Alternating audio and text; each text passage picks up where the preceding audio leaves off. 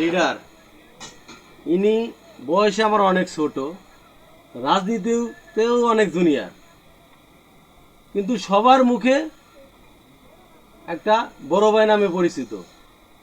এই বড় ভাই দিন দিন একটা আতঙ্কের নাম হয়ে বেড়াচ্ছে। এই বড় ভাইয়ের ক্যাডার সুজন আমার এই ছোট ভাইয়ের কাছ থেকে তার জীবনের বিনিময়ে 10 লক্ষ টাকা চাঁদা চেয়েছে।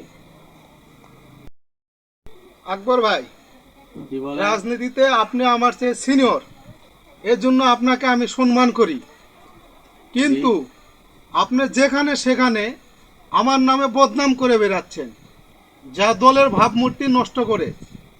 দলের ক্ষতি হচ্ছে, এখানে দলের সুনাম নষ্ট হচ্ছে। আর আমার ছোট ভাই সুজন 10 লক্ষ টাকা চেয়েছে, বিষয়টি হাস্যকর, এটা বিশ্বাসযোগ্য না।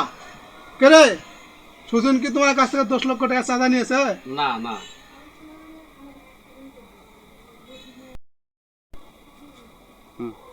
আকবর ভাই, জি। রাজনীতিতে ছোট বড়, কালো সাদা, ধনী গরিব বলে কোনো কথা নেই। রাজনীতি হচ্ছে কৌশলের খেলা। যে যত কৌশল অবলম্বন করতে পারে সে সাকসেস হতে পারে। রাজনীতিটা হচ্ছে কৌশলের খেলা। লিডার, আমি গেলাম। আগামী কাউন্সিলে এই বড় ভাই কিভাবে পদ পদবি পায় আমি দেখব। ওকে।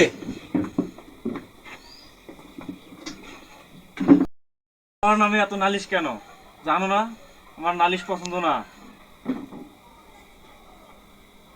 আকবর ভাই একটু বেশি কথা বলে, সব সময়ের জন্য বেশি কথা বলে। আকবর সব সময় আমার পিছনে লাগে আছে। ওর যদি কথা বলে, কথা বন্ধ করার ব্যবস্থা করো। মুখ যদি না থাকে কথা বলবে কিভাবে?